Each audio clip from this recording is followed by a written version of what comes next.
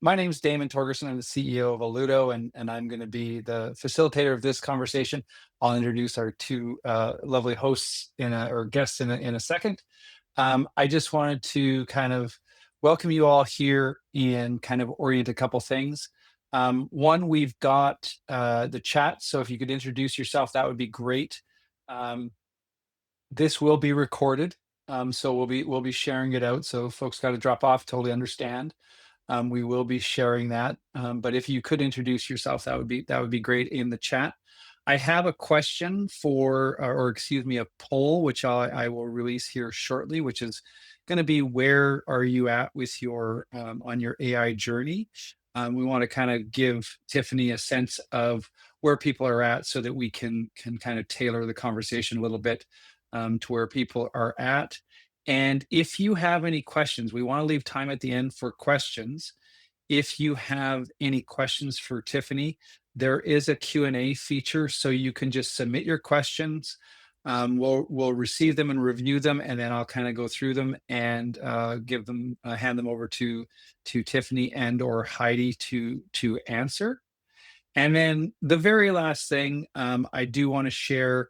Uh, um, Alludo and the Riverside County Office of Education, so Heidi and I, have released a course called the AI Ready Educator.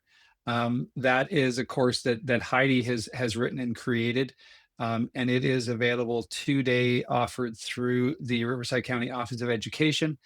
It has over 300 lessons. It's got live Q&A every week, so you've got access to Heidi. You can use it to qualify for continuing education units through Fresno Pacific University. It is a wonderful, wonderful course. That's going to be the only pitch that I have for you today. But I encourage you to check that out, and we'll share that information where the course materials and that sort of stuff are after the webinar. With that out of the way, I'm going to kind of open up our poll here. I'm just going to launch it, um, which is, where's your district at on its AI journey? And while you're looking at that, I am going to introduce our guests. Our first guests, and who we're going to be having a conversation with, is Tiffany Norton. And Tiffany is the Chief Innovation and Information Officer for Desert Sands Unified School District. She is a former classroom teacher, so she's not just someone that's in the district office working the technology who does not have any awareness of what's happening in the classroom. So she's very dialed in, excuse me, into what is going on in the classroom. She has led Desert Sands AI initiative, and is very interested and very passionate. We had a conversation yesterday. It was wonderful. I had to stop her a whole bunch of times because she was just sharing all this great information that I hope that she shares with you. I know she will. But she's very passionate about AI, how AI is going to be transforming education. And she's very much a student in this. She's very much learning herself. The district is learning itself. So she has a lot to share. Our other guest is Dr. Heidi Baynes, and she is the coordinator for instructional services at the Riverside County Office of Education. She also has been in the classroom and so has direct classroom experience. Heidi works with teachers and directors and leaders all across Riverside County, and is leading with her counterpart, Jeff Oldfield, leading the AI initiative at Riverside County Office of Education. So a couple of really smart, experienced educators here to share their experience and hopefully answer some of your questions. Tiffany, did I miss anything on the introduction? Is there anything that you could call out? No, I don't think so. You did a great job. Oh, great. Well, then let's just dive in. Let's get into the meat.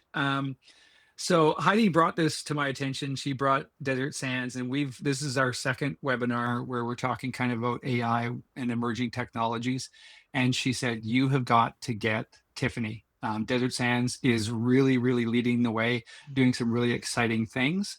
And so I kind of want to start off with that, Tiffany, which is, we were talking yesterday, and there's quite a bit of a story to when you started this journey. So, what was the moment where you started with AI, and how did that initiative get started at Desert Sands? So that's a great question. I am the Chief Innovation and Information Officer, which is a very fancy title for the Director of Technology. So I oversee kind of both sides of the house: network, education, student information systems. I oversee all of it and work very closely with our superintendent, Dr. Kelly Mae Vollmer, who used to be our Chief Innovation Officer. And so she was at a conference. We had been kind of seeing things pop up, and she sent me a text and she said, this was about 3.5 years ago. And she said, we really need to talk about AI and where we're headed and what we're doing. And so she and I had a conversation really about what we needed to do and what we wanted and the things that we didn't know that we wanted to know. And that's where it started. It started with some conversations with the superintendent about things that we were hearing kind of buzzing around. And it kind of has just gone gangbusters from there. If I could set the stage back up before that, though, in 2018, 2019, our district we embarked on a rebranding and really looked at who we were as a district. There was a committee. The superintendent at the time put a committee together of people from across the district. That committee included students to really look at who we are as a school district. And so our new tagline was born out of that. And our tagline is "The future is here." And so as we write it fits right in. And so as Seems we appropriate. perfect. So as we started talking about AI, we like the future is here, but our future is here too. And our students' future is here. And so there is no time better for us at the moment to really live that tagline. But then also, a couple of years later, we embarked on the journey to create a portrait of a graduate. We had not had any kind of a graduate profile before that. We had strategic plans and goals and things like that, but no portrait of a graduate that really solidified what we were committing to do to have our graduates be. And so that was about a year and a half process of really identifying some competencies that we were committing to make sure our students had when they left us at after graduation. And so kind of all of that together combined really set the stage for the work that we did and are continuing to do around AI, because all of that work that we're doing and that we continue to do is grounded in who we say we are as a district. So our mission, our vision, our values, our portrait of a graduate competency, and that really appropriate tagline of "The future is here." We're able to leverage and lean on all of those things because, as we know, and as being a former classroom teacher and principal, there are a lot of things that teachers have to do and a lot of initiatives, and we did not want AI to be another thing. We wanted to embed as much as we could into who we said we were as a district and the things they were already doing, because we truly believe that AI will amplify that human intelligence. And so that's where we kind of leaned on the work that had been done before we started talking about AI. And it's really interesting. I find it interesting. I think the very first notion I heard of portrait of a graduate was looking at Desert Sands, and I've seen a couple of other districts that are doing it, but it seems to be somewhat new or novel. And for me, being kind of on the outside a little bit, it's a good metaphor. Kind of wraps my head around. Okay, what is the vision? What is the future? What is the district trying to do? So it's really interesting. Um, but you're talking about this in 2018, 2019, and even 3 years ago, 3.5 years ago, that's before the first release of ChatGPT. So this is, now going into my background, which is technology. So that's back when we were having machine learning. We're having some pretty big models that are being done, but it was never at any point of being brought to the consumer. It was still very much in kind of the world of PhDs. Maybe bring me back to like what was prompting that for the district, because that's pretty progressive at the time. Yeah, so the branding work was done in 2018, 19. We were not talking about AI at that point, but about 3.5 years ago when we started talking about it, it was kind of on the outskirts, right? And we were seeing emails and things come through conferences and conversations, and so progressive, yes, but we also knew that we had it. Our superintendent likes to call it a moral imperative, right? Like it is our job, we feel, if we're preparing students to graduate from Desert Sands with the skills that they need to go college, career, life, wherever they're headed after us, that we needed to make sure that we were ahead of it so that they were prepared. Because when they graduate from us, they might encounter AI in a job, they might in college. And at the time, my daughter had just graduated from Desert Sands and was going to college. And so it became super important to me too, as a mom, to make sure that we were preparing all of the students in our district for those types of things. And I will give credit to the county, and not just because Heidi is here, but they started early on too with some symposiums and workshops. And in our whole first year, well, created around really training our core team, our department, educational services, so that we knew how to lead the work, and we're like a little bit ahead of everyone else. And our first kind of big symposium day was at the county office of education, and they brought people together. And um it really kind of set the tone, like, okay, the county is looking at this too, so we must be on the right track. Yeah, and I just love how districts are like really charging forward and trying to make these things happen. It's really awesome. You touched on it on this a little bit. I'd like to expand kind of the human side, the human elements. We talked about it a little bit yesterday, but Desert Sands really kind of takes an approach of where it's a teammate. AI is a teammate, and you've got this rise kind of grounded on your rise framework, which is respect, integrity, support, and empathy, right, is, I mean, we're dealing with probabilistic engines, right? So these are not humans. No matter how many times we say hallucination, that sort of stuff, it's just probabilities. So that human element's really important, and I think people can feel a little bit afraid, a little bit frightened as to what's coming. Tell me how you landed on that teammate type perspective. Yeah, so we have some mindset shifts that we really adopted early on, and one of them is AI is not a tool, it's a teammate. Um, One of them is it's not a shortcut, it's a skill set. And then we really wanted to make sure, because when AI started to become a buzzword in education, people were, and rightly so, afraid that AI was going to start taking jobs, things like that. And so we wanted to make sure in our district that we were really talking about, this is going to amplify your human intelligence. AI is a teammate, but you are still the coach of the teammates on your bench. That AI is or the human is really in charge of whatever AI teammate you decide to use. And then we also talk about human first, human last, right? So that human first, you're prompting the machine, you're giving it the information and the task that you want it to do. It's going to give you a product, but then it is still very, very, very important that you as the human touch back in at the end to put your own humanness on top of it. And so through that lens, we started looking at everybody, all of the educational partners in our district as educators, leaders, or learners, because we felt anyone in our organization will fit in one of those buckets.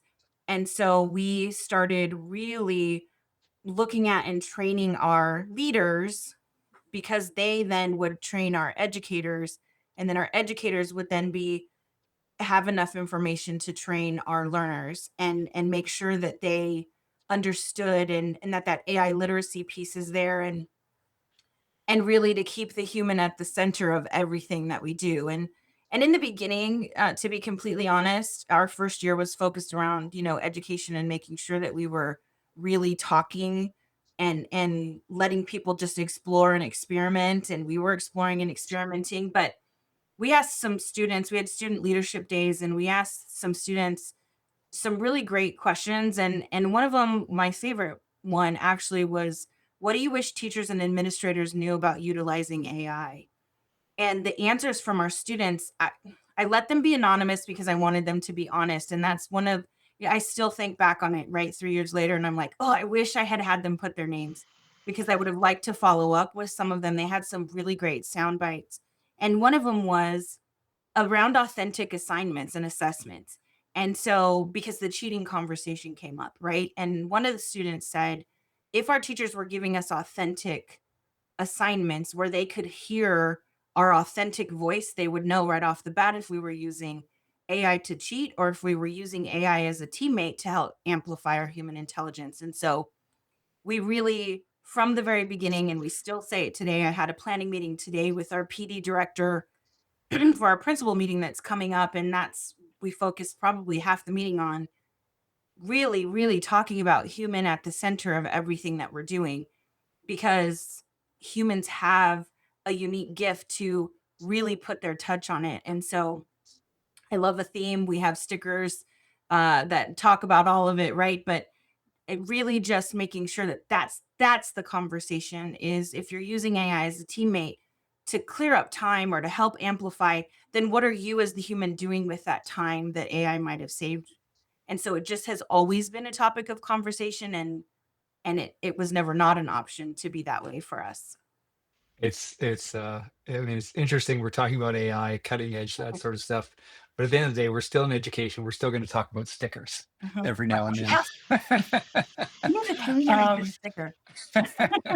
um, so kind of continue on that side. Desert Sands is not supporting AI writing detectors. So we've got a lot of educators, a lot of parents, I think a lot of people in general when they think of AI in education. It's like, well, it's if I was there, that's how I'd write my essay. I just hand it in, be done, and I would just cheat because that's what I would do. You took a different perspective. Desert Sands took a different perspective. Maybe enlighten us a little bit on that.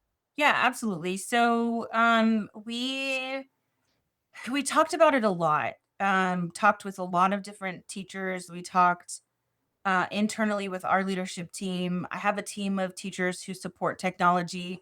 They went out and talked to people and really just to kind of get a feel. And the problem with AI detection tools is that they're not always accurate. And so you can put one of our teacher technology teachers came back and said um, she had seen an article where someone had put the Declaration of Independence into an AI checker and it gave a really high percentage that it was written by AI. Well, at the time of the declaration writing of the Declaration of Independence, AI wasn't around yet, right? And so they're just not as reliable as I think we might think that they are. And so we did not want to introduce something into our system that we couldn't guarantee was going to be reliable. And so what we talk about now, and we are piloting an AI coach at one of our high schools. And so what she talks about also with the teachers at her high school is okay, it's not about if you suspect that a student is using AI to cheat, have a conversation. Have a conversation, have the student talk you through how they used it or didn't use it, and just really come from it. And I keep saying this, but come at it from a humanistic approach rather than punitive punishment. There is a school district back east, and I can't remember the name of it off the top of my head, but their English department embraced it.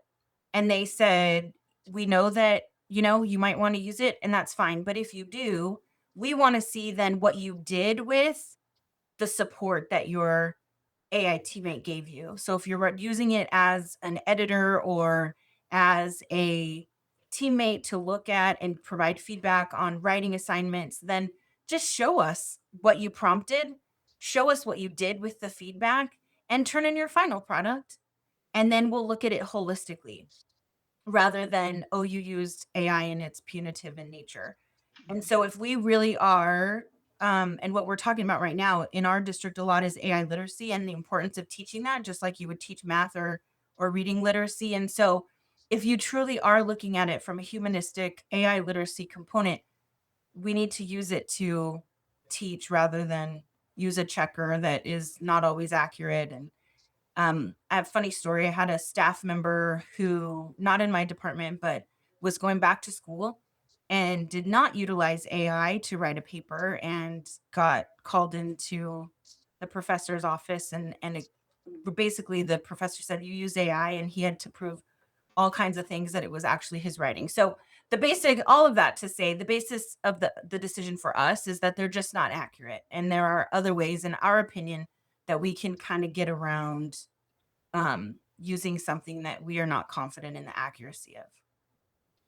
Well, that kind of your experience at this, because you're giving me very nice segues. So, um, getting all your getting you have a lot of stakeholders within the district who, you're on the forefront of AI, you're reading AI, you're going to conferences and that sort of stuff. And they're not. They're teachers, they're staff, they're support members and that sort of thing. One of the things that you did that seems to be pretty important to a district that's going to do this is you provided a lot of role specific training. Maybe just tell us a little bit about that. How do you approach that? How do you deliver that training right now so that folks are able to come up to speed? Yeah, so in the beginning, year 1, we just opened it to anybody and everybody. We would have after school academies. Sometimes we'd provide dinner because food brings people in, right? And we were really just opening it up and starting with choice boards and here's all the tools that we know about right now. Here's some information on them. Click around, get in small groups. We're here. And then we'd stop them at the end with about 10 minutes left. And the question that I asked every session was, what do you want to know? What do you want to know? What are you afraid of? What is exciting to you? And would always couch that in like, we may not have the answers right now, but I will find something and we will get back to you. Just for that trust building, right? We're learning, you're learning. And then we moved into very specific training. I talked about leaders, learners, and educators a little bit ago. And we really started with our team at the district office, and then we fed into principals because I truly believe that principals are the lead learners on their campus and they need to be able to lead the work, their boots on the ground every day. I'm not at every school site. So I could hold all the knowledge, but I'm not every school site to kind of distribute it out. So we took a whole school year and just fed into principals almost every single month everything. We were sharing research, we were sharing data, we were sharing the cool things, we were sharing the pain points. And so we really fed into principals and then we started feeding into teachers, holding after school academies. I went out to school sites, my teacher team went out to school sites. We created Google Classrooms for district office staff, librarians, paraeducators, if they were impacting students or had any kind of interaction with students, they had a Google Classroom and we were just feeding those Google Classrooms with information. When we came up with our RISE framework and we decided to do the RISE framework, again, respect, integrity, support, and empathy really is a decision-making framework. And what we wanted to do, we could teach tools all day long, but we'll never be able to teach every single tool that comes out. Things are changing too quickly. What we can do, keeping in mind our mission, vision, values, portrait of a graduate competencies, is we can build that RISE framework, that decision making framework, into the things that we're teaching our students so that it becomes another tool in their tool belt. So no matter what teammate they choose to use, they will have a decision making framework with some grounding questions that they can really think through their own use of AI. Once we came up with that RISE framework, we started really holding intentional trainings around what RISE looks like in your classroom. We still do the things like how do you use Gemini in Google Classroom? We still do the kind of more practical things, but then we also talk about how can you use this in your instruction? We created toolkits. We created toolkits for students and toolkits for, well, educators, learners, and leaders. Those were our 3 buckets, right? And so we created toolkits. The toolkits created, and this is something that I think is super important no matter where you are on your journey with AI in your district, scenarios. Scenarios with questions tied back to our framework so that people could talk through it. We created scenarios that could be discussed in a staff meeting. We created scenarios that teachers could use in their classrooms with students, completely technology free. There was nothing about those scenarios that required them to be an AI.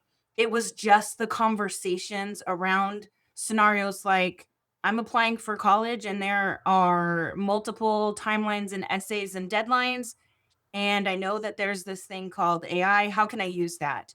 And so then working through the questions on respect, integrity, support, and empathy through the lens of that scenario, just to give them good practice on using that decision making framework. Those trainings haven't stopped. We're still pushing through. They've morphed a little bit. Um, but then we do digital citizenship lessons every year. And so we curated our own digital citizenship lessons this year for staff. And then for students TK 12, they got a different lesson depending on their grade span because we wanted to make sure that we were teaching them whatever we could at that point. And so RISE framework is what we focused on this year and really looking at the digital citizenship part of that and sharing personal information, things like that, things that we felt were important for them to know. And so now what we're doing is we're focusing on paraeducators this year a little bit more. Our paraeducators are in classrooms supporting students, supporting teachers. They're pushing in, they're pulling out. They really have an amazing job.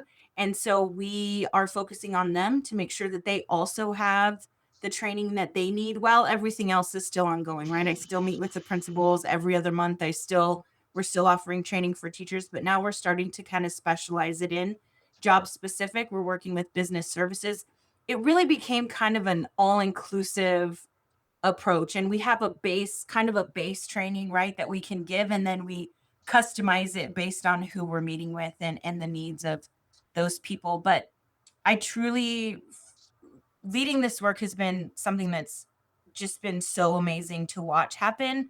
But I knew from the beginning that we needed to support, and it couldn't be, we're going to drop in one time and then you're never going to see us again. We really, really needed to make sure that if we had information, we were pushing it out. If we had a resource, we were pushing it out. If there was, if we were hearing questions, we were responding to those questions. And so, back to the stickers. I have a sticker that if I hear that somebody is taking a risk, or I hear or I see myself, one, I try to get out. If I hear that someone's doing something really cool, I try to get out there.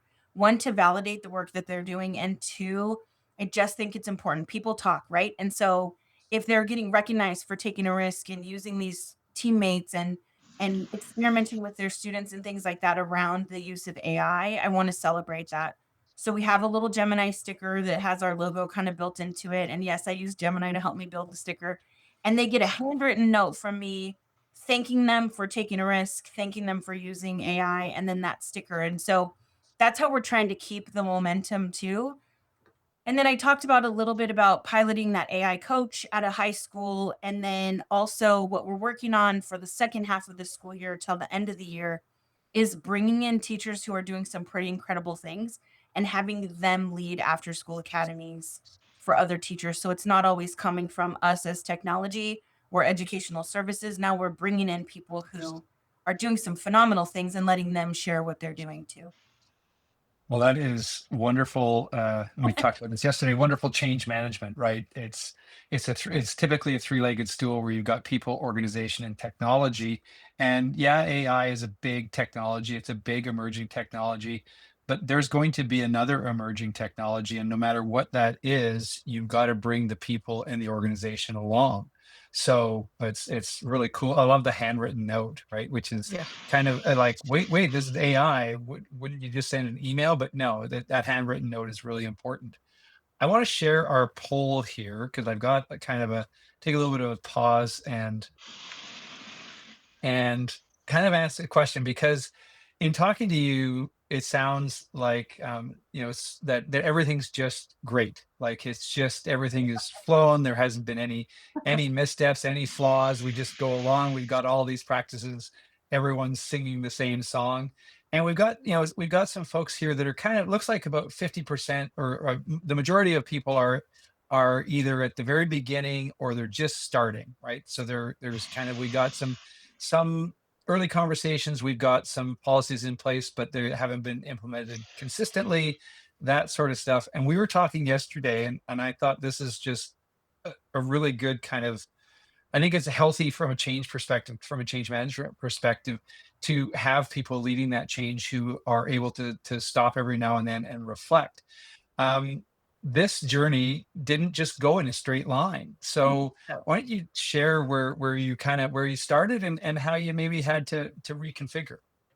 I'm really glad that you asked that question because it does 3 years down the road, like, it does look like, "Oh, everything was just great, and we just got on this path and stayed there, and it's been fun."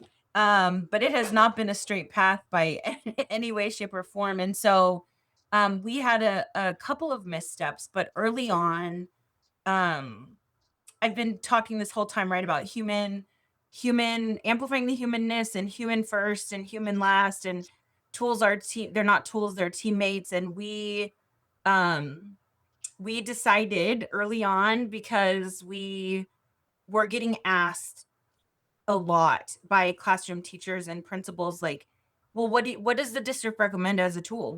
Just tell us what you want us to use. And we to be completely honest, we didn't know yet, right? We didn't know, things were changing so quickly. It seemed like every day my inbox was inundated with this tool now with AI, this tool now with AI, and the data privacy of things kind of freaked me out. And what was happening with our student data? Were the tools using our information to train their models? Like, all of those things that were moving so quickly. And we did a paid pilot with a company, and it went okay. But then we were having conversations internally, and I told Damon yesterday, sometimes, you're just your gut doesn't feel right, like something's not right, and you just can't put your finger on it yet, but you know that something is not fit, it doesn't fit right. And we do have a consultant that we utilize to kind of help keep us at the forefront of things that were happening, and to help us with make sure that this work stayed a priority. And I was having a meeting with her, and she said, "I'm gonna I'm gonna have you pause right there for a second." And I was like, "Okay, that's weird." She's never like stopped our conversation before, right? Like, we have a really good chemistry. We really work through things and have conversations. And she said, "I'm gonna repeat back to you exactly what you just said to me." And she said back exactly what I said. And she said, "Is that what you want to do?" And so in that moment, she was my mirror, right? And she was helping me really reflect on the decision that we made. That wasn't a it was not a bad decision. It just was not a decision that was in alignment with the direction that we needed to go.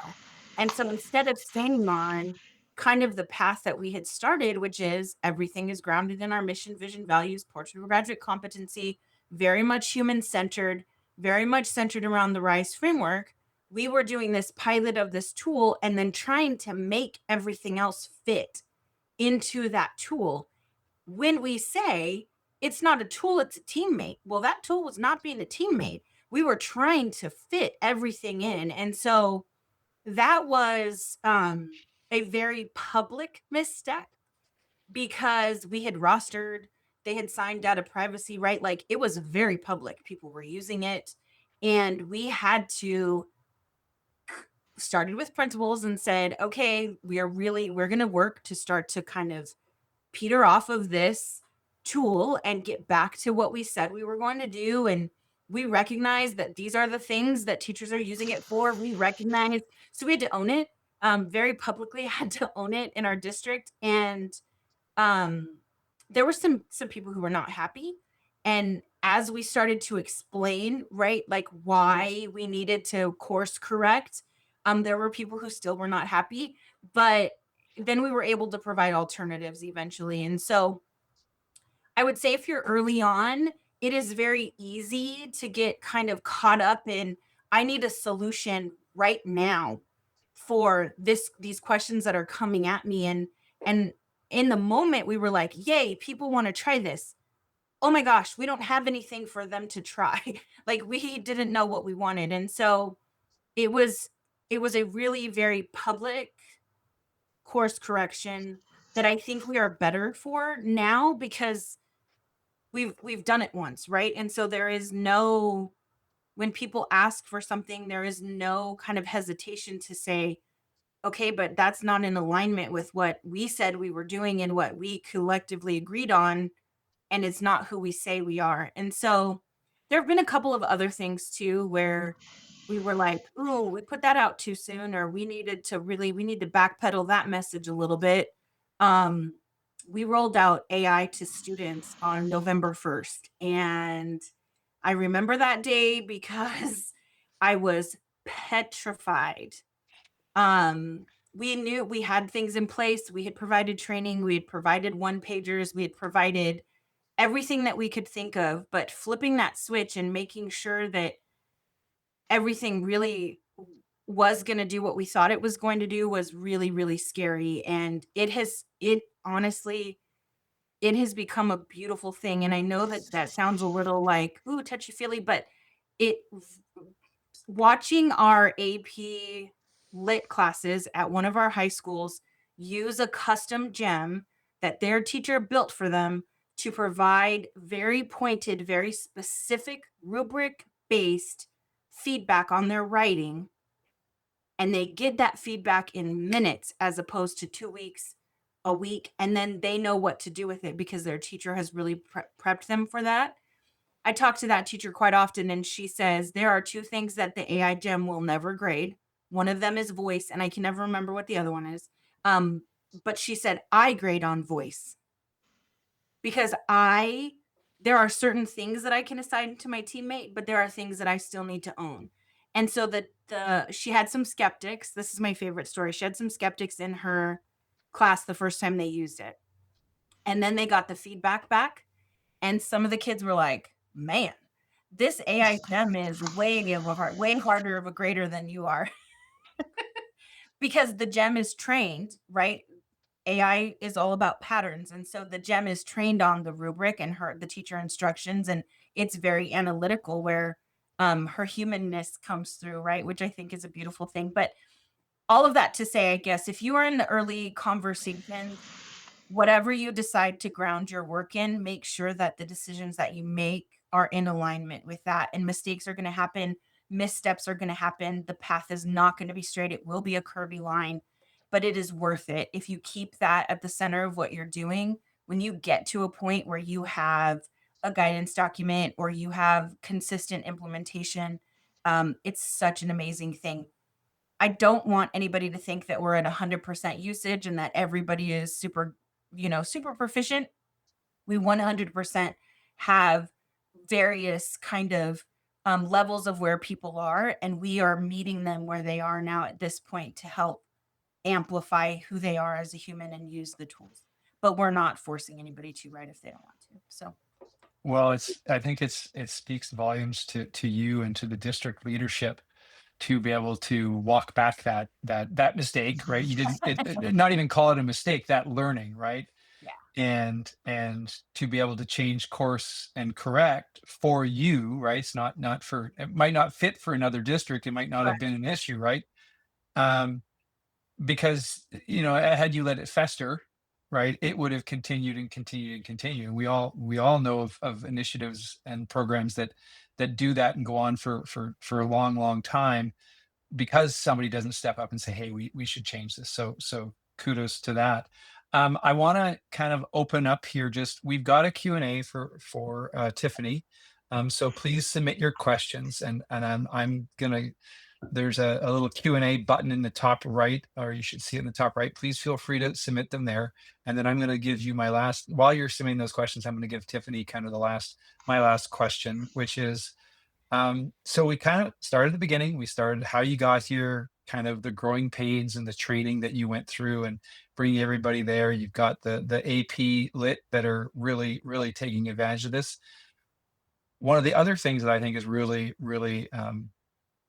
forward thinking is that you have established an AI futures committee where you are having conversations about what comes next. So how did you set that up, and how's that working?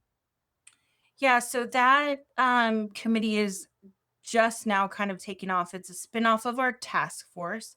So we had an AI task force that was completely voluntary that we opened it up to anybody in the district who wanted to come in. And so That futures committee is not so much like a committee that meets that has a meeting time. It's composed of a little bit of a lot of things. So our principals, the conversation I was having today with our PD director was planning for our principals meeting.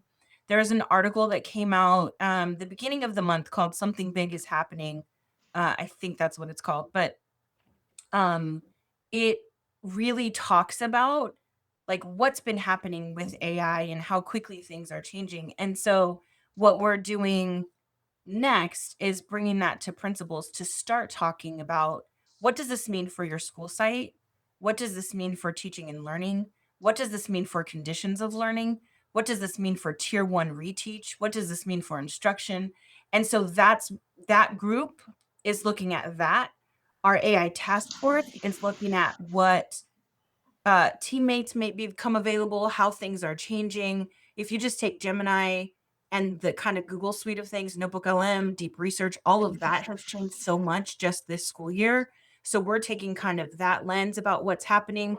We're having a very robust conversation right now about what we call AI wearables like meta glasses and things like that. So um, one kind of leg of the futures committee is talking about that right now and really trying to figure out what are the ramifications on that? What do we want to do about that? Our guidance document says one thing, but it also says that we're going to continue to revisit and revise as new technology comes out. And so that futures committee is not so much a like a traditional committee as it's like different legs of things that are happening, all very future focused, all very looking at and keeping in the center always students and teaching and learning. So um and that's it's this is such exciting work, I think, because we don't really know where we're going, right? Like it's things are changing so quickly that we're trying to meet everybody where they are and make sure that we are prepared for what comes next.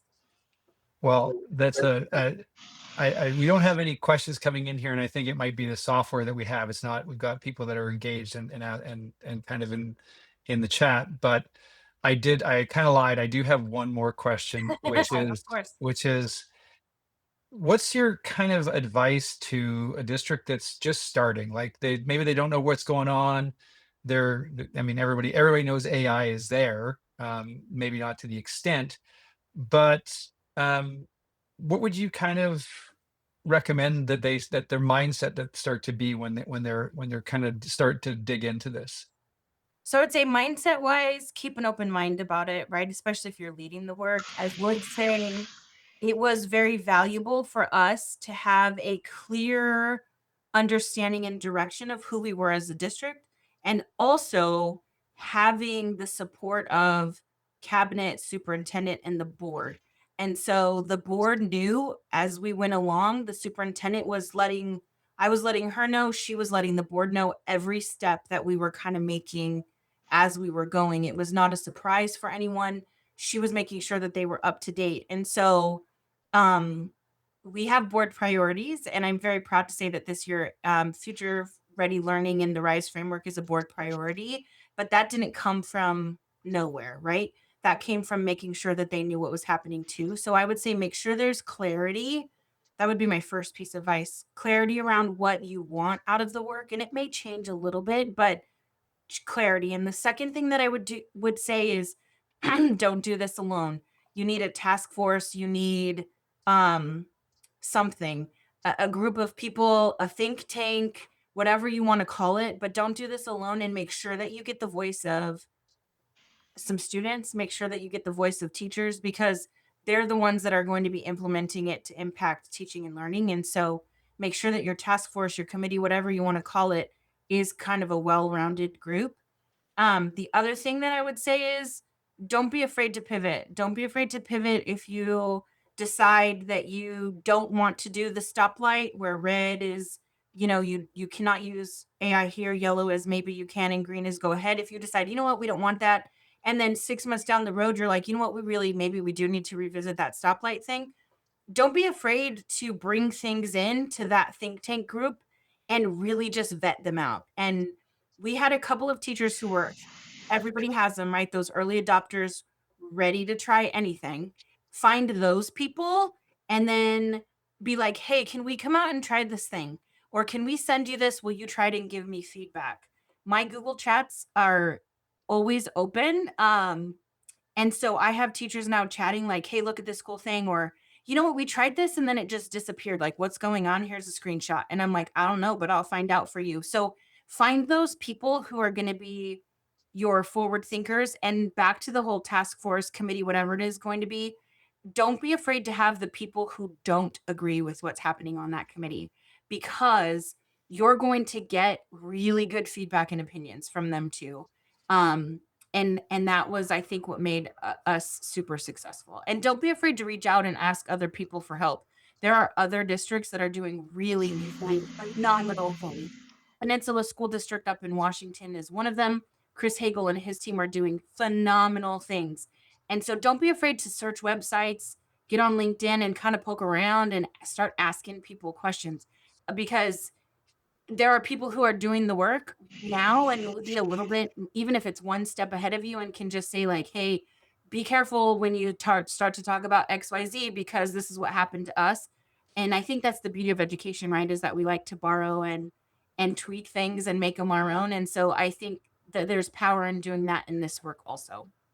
For sure, for sure. Well, we do have a question here. This is from Ann Minks, and she would like to know if you developed a guidebook for your instructors, for your educators.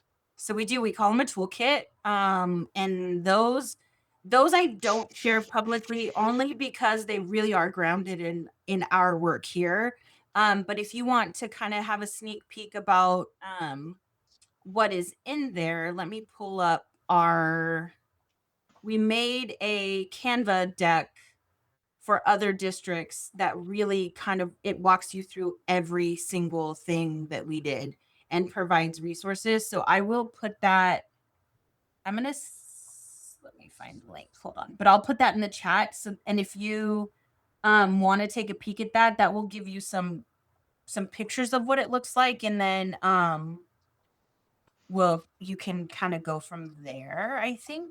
Okay, so I put the deck in the chat, and that is everything, literally everything that we did. I have to update it, I think, for this year, but it takes you from year one all the way through, and there are links and resources and all kinds of things. Oh, you can't see the link. Okay. Oh, maybe it's maybe I'll oops. Can you see it, Damon? I can. Okay. Let me see if I can I can't see it. Can I that get into the is that available?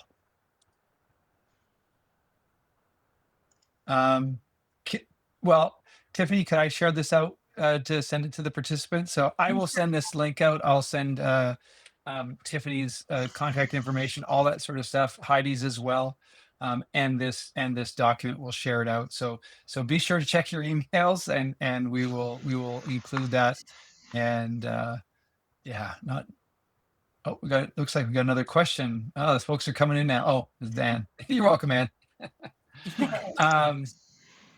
Okay. Well, I don't think we have any other questions right now. However, if folks do have questions, is it all right to reach out to you? And so I'll include Tiffany and Heidi's information. Both of them are a wealth of information with respect to AI, but also just emerging technologies, right? So Tiffany's gone through with the district. Heidi's also done this in other districts where we're talking about we're fundamentally talking about driving change, and this change happens to be kind of centered around a technology. But the kind of the change management practices, the over communicate, find champions, go out and really do the Gemba walk, where you're actually talking to people who are actually doing the work and getting that feedback, both quantitative and qualitative. And so they've done it, right? It's one thing to be theoretical about it, but they've done it. They made the mistakes. So they are a wealth of information, and they have generously offered to make themselves available to you. So if you've got some questions or you want to follow up, Tiffany, thank you very, very, very much for your time. This was very fun and exciting to share. Any last words that you want to kind of share to folks that are just about to begin their journey? Yeah, I would say that it is scary and exciting and invigorating. And I told Damon yesterday, this is the kind of work that doesn't come along every day in your career. And I do truly think that it's career work. And so, um, be it's okay to be vulnerable, and it's okay to be afraid, and it's okay to wonder, where are we going to be in 6 months, and just keep going and keep identifying your first next step, and pretty soon you'll be sitting 3 years down the road presenting on something like this, thinking, looking back. And every time I talk about this journey, I just keep going back to, if Tiffany Norton from 3 years ago was looking at Tiffany Norton now, she wouldn't recognize her, because there's still a healthy level of fear, but it was really scary to start this work not knowing, where we were going and how quickly things were changing. The other thing that I would say real quick is lean on your county offices if they're doing work too. Heidi is an incredible resource. She's leading coach teams, she's leading really big symposiums for a county, doing really incredible things, bringing in incredible speakers, and don't be afraid to lean in to those resources as well. I'll Heidi, chime any in. last Thank you. words? I appreciate that. No, I was going to say Tiffany was talking about, finding your champions, and from our place in the county, I'm always looking for champion districts that I can reach out to, and like, how are you guys doing this? How are you guys doing that? And we have a few in Riverside County, and Desert Sand certainly leading the way, that we can always rely on to get some insight into what do districts need, what's going on, what are your pain points, how can we serve you. And Tiffany and her team at Desert Sands have always been amazing partners and help guide the work that we do throughout the county. So always appreciative of your partnership. Thank you. Well, what a great way to end. One more time, I will share out these links to people, and we'll share this webinar as well. And this is part of the learning journey. So thank you very much, Tiffany. Thank you, Heidi. Thank you to everyone who attended. Really appreciate it, and we'll talk to you soon. Thank you. Thank you.